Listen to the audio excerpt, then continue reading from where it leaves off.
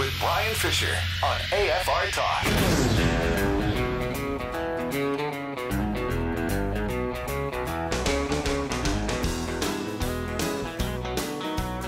Hi, and welcome back to this Monday edition of Focal Point on AFR Talk. Brian Fisher is my name. Quick update on Miriam Ibrahim. On Friday, she was transferred to the U.S. Embassy in Khartoum in the Sudan. She and her family will be safe there. That's the great news. She and her family will be safe. Remember, she was released from prison due to international pressure. She went to the airport with her family, her husband who's in a wheelchair, their two young children, both under the age of 2, and they were arrested in the Khartoum airport, the Sudan airport, by the National Security Service. And these are people that are bad guys. They're agents of fear is how they're described, and they operate outside the judicial system. They don't have to take anybody to court. They can detain people as long as they want. So she was taken into custody by the National Security Service, I think for about 48 hours, and finally they let her go. And now she's at the U.S. Embassy, from what we understand, where she will be safe.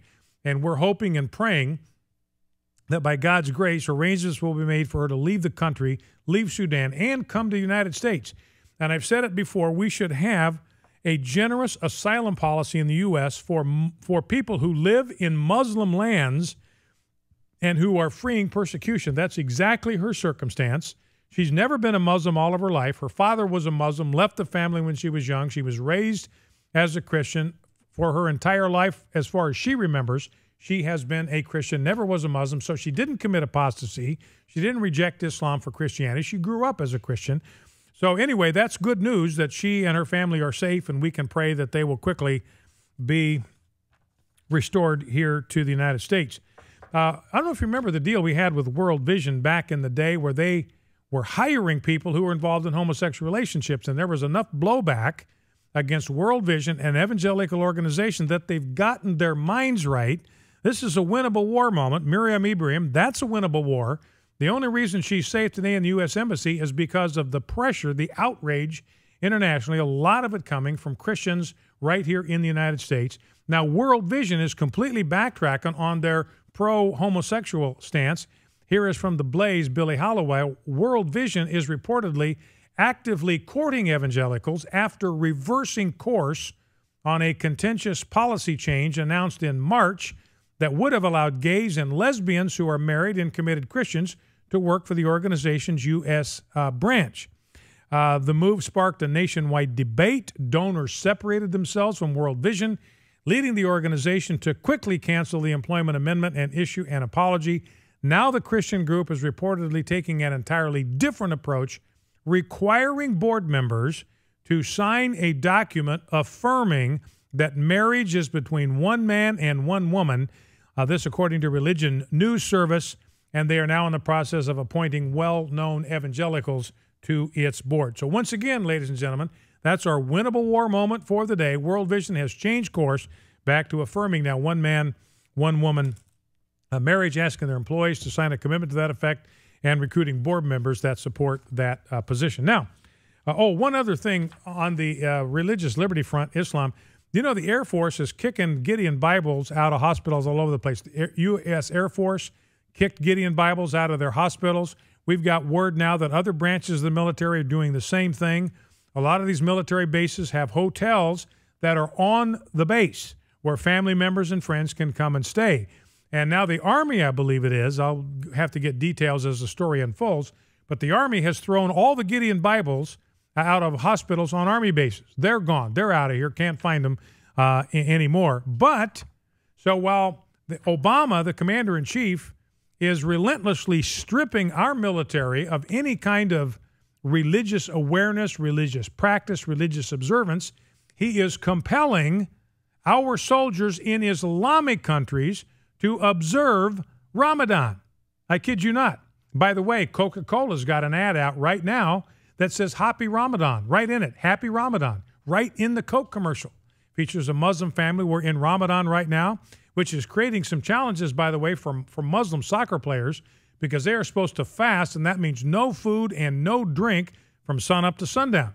So they're having to figure out how they're going to finesse that, because hydration is critically important in a game as demanding and as vigorous as soccer is. So they're dealing with all of that. They got imams that are giving them special breaks. As long as they donate to charity, they don't have to do the fasting thing. But here in Bahrain, we've got soldiers over in Bahrain. And here is the story from Stars and Stripes. U.S. personnel accustomed to drinking their coffee on the drive to work will have to put that habit on hold for about a month. It's one of a number of lifestyle changes that American soldiers will have to make during the month of Ramadan. There's 8,200 U.S. personnel living there. They're going to have to change some of their daily routines. Now, they're not required to fast. They themselves are not required to fast. But because you got a lot of Muslims in Bahrain that are, Americans, listen to this, can be fined or detained by local authorities for eating, drinking, or smoking in public when off base during daylight hours. Navy officials are requiring U.S. personnel to dress more conservatively off base during Ramadan. The Navy is demanding that men wear long-sleeve shirts and women wear sleeve blouses that cover their elbows. Men must wear long trousers, and women should wear pants or skirts that cover the knees. So our Sharia-compliant commander-in-chief compelling our service members in Bahrain to observe Ramadan.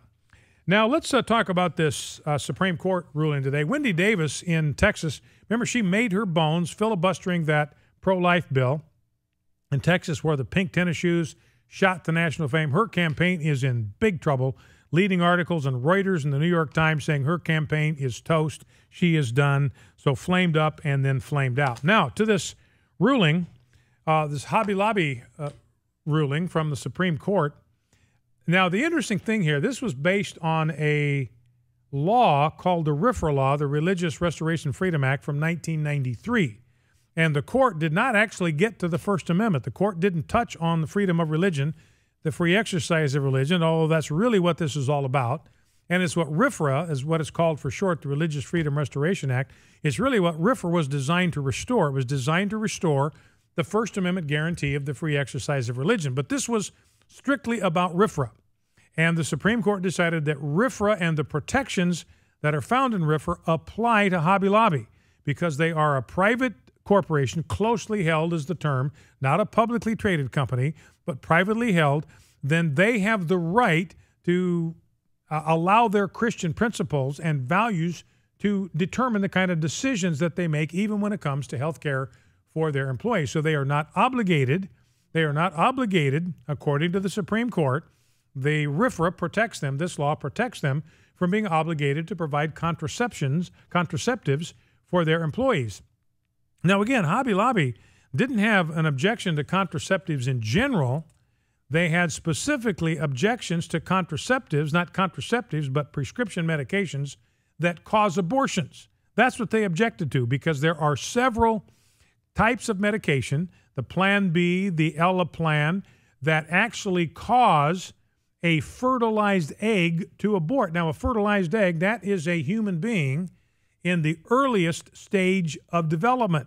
So the egg has conceived, the sperm has united with the egg, a new human being has come into existence at that moment, the moment of fertilization. That is a human being in its earliest stage of development. Now, several of these prescriptions can cause that human being in the earliest stage of development to be flushed out of the woman's body by the changes it makes in her system, particularly by tricking the uterine lining into believing she's not pregnant. So the uterine lining flushes off, as it does once a month, and carries the baby in its earliest stage of development right along with it. And Hobby Lobby says, look, we know that this is what science teaches. This is what biology teaches. This is what we know to be true from genetics. We want our policy to be based on the best in science and based on our religious values. We are not going to do it. And remember, they were going to be subject to millions of dollars of fines, $500 million in fines every year. They've been out of business in a month and a half if the Supreme Court had made the decision that we feared that they would make, and they would be ordered to violate their conscience and provide these abortion-causing medications. Now, here's the interesting thing. The left is in high dudgeon today. Well, let's play this one soundbite first.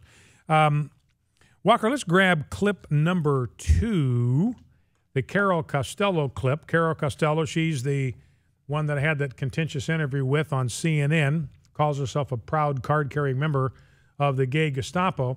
But she's wringing her hands and fretting over this ruling. This is actually before the ruling was issued this morning. And listen to her fret. Clip 2. Well, the other part, Jonathan, that's interesting in this, like Hobby Lobby doesn't object to all contraception, right? Just emergency contraception for specific kinds that Hobby Lobby says can cause abortion, in essence, right? But science doesn't support that. So if the court rules in Hobby Lobby's favor, isn't it saying that religion can make those decisions over science? Now, a couple things I want you to observe here. She is absolutely, exactly flat wrong on the science. She says science doesn't support that. Science does. I mean, that's why Hobby Lobby objects to these prescription medications, because they cause a human being in its earliest stage of development to be flushed out of the woman's body. That is an abortion. So as this is true in the area of energy. This is true in the area of the environment. When you look at global warming, the global warming thing is a total scam. It is a total hoax. There's no science behind it. It's just complete bilge. There's nothing. The science militates against the thought that man is causing global warming. In fact, if we get to it today, I've got some new studies that indicate that we are probably heading into an extended period of global cooling because of solar radiation. We're at a solar minimum. The sun is putting out less energies, and therefore you could expect global temperatures to be cooler. That's an amazing thing, isn't it? The thought that the sun could have something to do with global temperatures.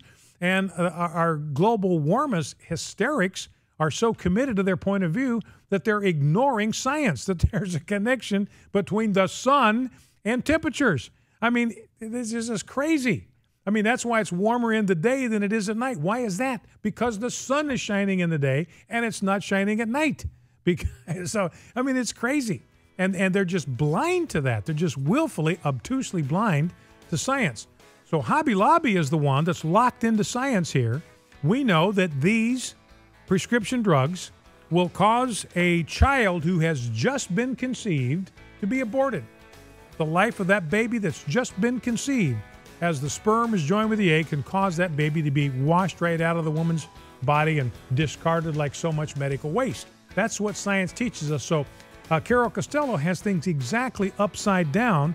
She thinks this is a case where a religion is making these decisions over science. No, it is science and theology working hand in hand to make a good decision, a good policy decision. Remember, there can't be any conflict between good science and good theology. There can be a conflict between bad science and good theology, or bad theology and good science, but not between good science, good theology. This is Dr. Richard Land, president of Southern Evangelical Seminary. Welcome to Bringing Every Thought Captive. Growing up in 1960s America, driving by Impeach Earl Warren billboards on the highway, I would never have believed that I would live to see the Supreme Court become the most conservative branch of the U.S. federal government. But that is the current state of the republic. Just